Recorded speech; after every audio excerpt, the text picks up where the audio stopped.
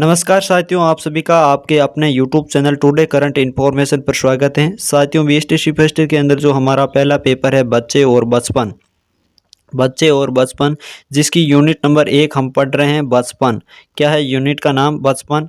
जो पेपर में इससे रिलेटिव 5 नंबर का सवाल है जो पूछे जाते हैं। और आज के इस वीडियो में हम पढ़ने वाले हैं एक कहानी कुछ विचार। साहित्यिक अंश 1 से संबंधित है, जो एक कहानी कुछ विचार।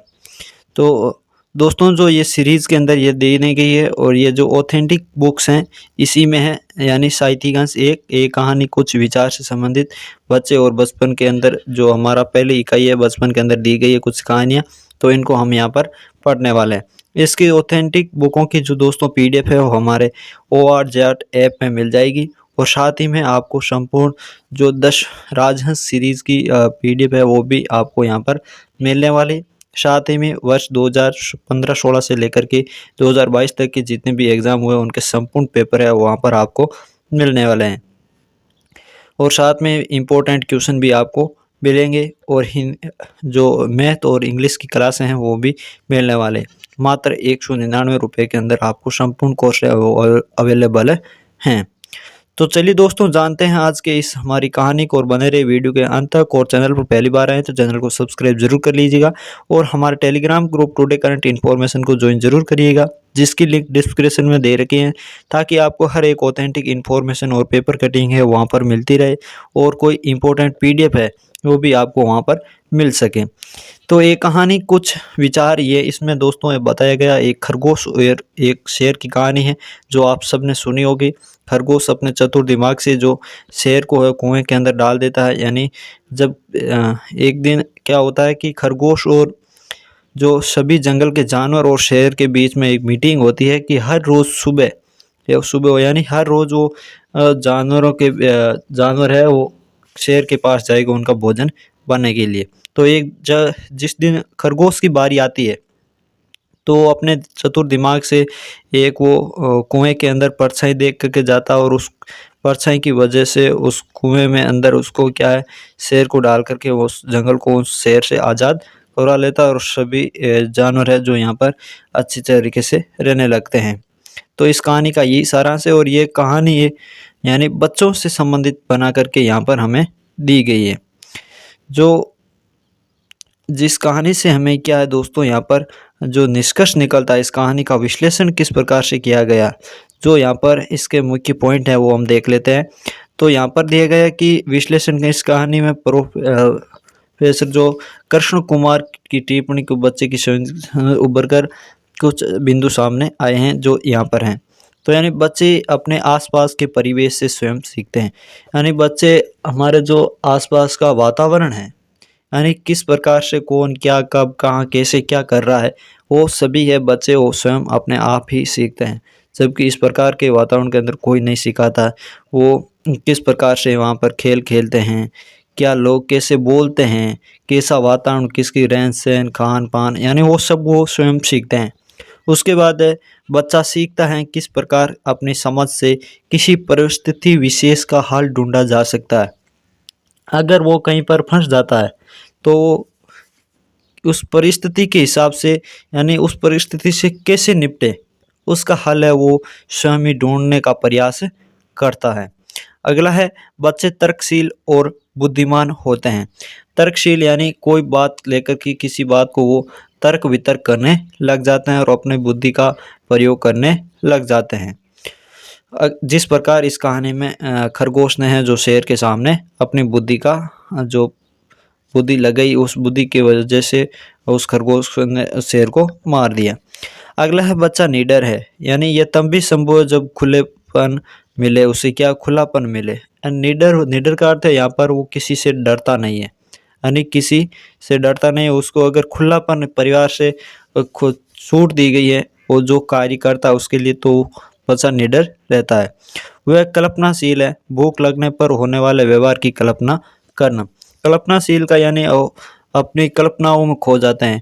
अगर जैसे यहाँ पर दिया गया भूख, तो भूख लगने पर बच्चे कल्पना करते हैं ये भूख क्यों लगती है, क्या कारण है इसके पीछे, तो इसी प्रकार से वो कल्पना करते हैं। और अगला इसका पॉइंट है झूठ बोल करके भी जीवन बचाया जा सकता है। तो झूठ बोल कर के कभी-कभार जो अगर कोई गलत काम कर देते हो तो बच्चे उस वो झूठ बोलते हैं कि ये मैंने नहीं किया, यानी झूठ बोल कर के वो वहाँ से निकल सकते हैं। अगला हमारा साहित्यिक अंश 2 के अंदर कहानी दी गई है एक अनारकों के 8 दिन, जिसके लेखक हैं सत्यु। और अगली कहानी हमारी साहित्यिक अंश 2 के अंदर यहाँ पुरोहित दिनेश, जो 2000 ऐसे हुई सयानी लाली, इस नाम से ये कहानी दी गई है। तो इस कहानी के जो साहित्यिक अंश 4 के अंदर हमारा दिया गया है महात्मा गांधी के बचपन की घटनाएं। तो यहाँ पर साहित्यिक अंश 4 में जो महात्मा गांधी से संबंधित है, तो महात्मा गांधी के बारे में आप सभी जानते ही हैं। तो महात्मा गांधी एक उदाहरण दिए गए हैं 3-4, इसको यहाँ पर हम नहीं पढ़ने वाले हैं। तो इसकी पीडीएफ है जो आपको हमारे ORJAT ऐप में मिल जाएगी, तो आप वहाँ से देख सकते हैं। क्योंकि दोस्तों ये जो इकाई है बहुत बड़ी है, इसके इतने लंबे वीडियो नहीं बनाए जा सकते हैं, तो हम मुख्य मुख्य पॉइंट हैं उनको जान लेते हैं। अभी तक हमने पढ़े हैं जिनके 1-2 इम्पोर्टेंट क्वेश्चन आए यहाँ पर, जो देखिए कि शिक्षक होने के नाते बाल साहित्य का अध्ययन आपके लिए क्यों आवश्यक है, बताइए। वेरी इंपॉर्टेंट सवाल है। तो हमने बचपन के बारे में जो परिचय पढ़ा है उसके अंदर बाल साहित्य के संदर्भ में आया हुआ है, तो वहाँ से आपको इसके जो मिल जाएगी, यानी पिछली वीडियो के अंदर इसको बारे में बताया गया है, वहाँ से आप देख सकते हैं। और हमारी प्ले लिस्ट में आप जाकर के उन वीडियो को भी देख सकते हैं। बच्चों की छवि से क्या तात्पर्य है?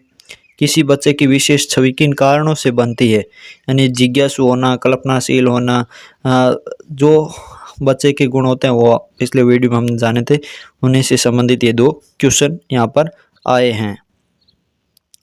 तो हम जान लेते हैं इसके बारे में। इन प्रश्नों के यहाँ पर भी दिया गया है कि नहीं, इस प्रकार हमने इस खंड में कुछ बाल चरित्रों के माध्यम से बच्चों की नज़र बचपन क्या होता है यह प्रस्तुत किया है। बच्चे दुनिया को समझने और खोजने की कोशिश में लगे, जैसे अनार को, महात्मा गांधी, APJ अब्दुल कलाम आदि ही ऐसी भी कहानियाँ बाल साहित्य में हैं जो आपके पुस्तकालय में होगी। इन कहानियों में हमें बड़ों पर आश्रित और उनसे सीखते अबोध अज्ञानी बच्चे नहीं दिखते, हमें दिखते हैं अपनी खोज में, अपनी कल्पना से नए नए विचार और संभावनाओं की रचना करते बच्चे, यानी इस प्रकार से यहाँ पर इसमें बताया गया है। अगला हमारा पॉइंट है बच्चों के साथ काम करने वाले चिंतकों के विचारों से परिचय। तो यहाँ पर जो है बाल मनोवैज्ञानिक, बाल साहित्य, बाल सुलभ क्रियाएं तथा बच्चों के साथ काम करने वाले चिंतकों के बारे में आपने सुना और जाना होगा। इन्हें चिंतक इसलिए कहा गया है क्योंकि इन्होंने बच्चों के इर्द गिर्द रहकर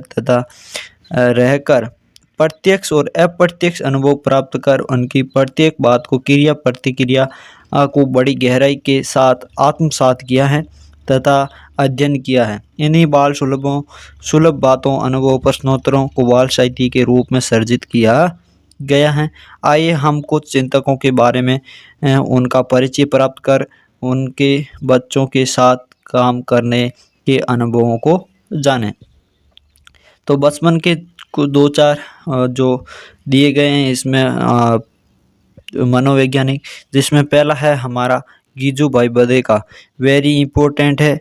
तो गिजुभाई बधेका है एक इसके अंदर AS नील है, एक जॉन होल्डर है, यानी 3 जो इसमें हम जो मनोवैज्ञानिक हैं जो पढ़ने वाले हैं। तो गिजुभाई बधेका के बारे में हम यहाँ पर जो उसका परिचय है वो पढ़ लेते हैं, और उसके बाद की जो बातें हैं वो कल के वीडियो में पढ़ने वाले हैं। तो गिजुभाई का जन्म है वो 15 अक्टूबर 1885 को सौराष्ट्र के चीतला ग्राम गुजरात में हुआ। उन्हें मुछाली माँ भी कहा जाता है। वेरी इंपॉर्टेंट सवाल है दोस्तों, बहुत बार ये पेपरों के अंदर पूछा जाता है। मुछाली माँ के नाम से जाना जाता है, जो क्वेश्चन पूछा जाता है वस्तुनिष्ठ ऑप्शन में दिया जाता है, कभी कभार ऑप्शन में भी नहीं देते हैं। ये अति लघुत्रात्मक से संबंधित भी पूछ लेते हैं, यानी मुछाली माँ किसे कहा जाता है। तो मुछाली माँ दोस्तों है जो गिजुभाई बधेका को कहा जाता है। वे गुजरात के राज्य के भावनगर में बड़े हुए। 1907 में पूर्व अफ्रीका तथा बाद में मुंबई चले गए और 1923 में उनके पुत्र जन्म के के बाद उनकी रुचि बचपन के विकास एवं शिक्षा की ओर विकसित हुई। गिजुबाई पेशे से वकील रहे, परंतु मारिया मोंटेसरी के विचारों और विधियों से प्रभावित होकर बाल शिक्षा की ओर आकर्षित हुए। सन 1920 में भावनगर में बाल मंदिर नामक संस्था स्थापित की। यहाँ पर यह भी क्वेश्चन पूछा जा सकता है, बाल मंदिर नामक संस्था की स्थापना किसने की? तो बाल मंदिर नामक संस्था की स्थापना है वो दोस्तों गिजुबाई बधेका ने। किन्होंने की? गिजुबाई बधेका ने है, जो 1920 के अंदर भावनगर में बाल मंदिर नामक संस्था की स्थापना की।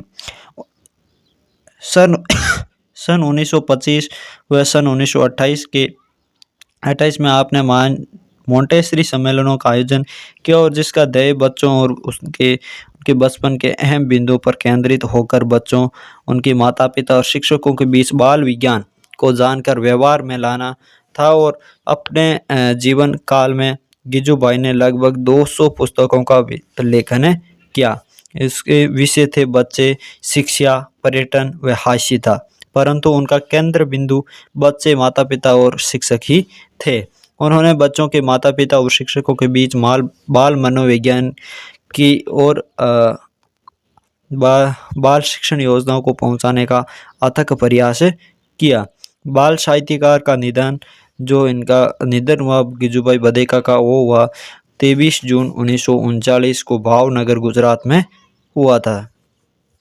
ये दोस्तों जो हमारे पढ़ा है गिजुबाई बधेका के जन्म परिचय को, और इनकी जो प्रमुख रचनाएं हैं वो दोस्तों हैं दिवा सोपन, माता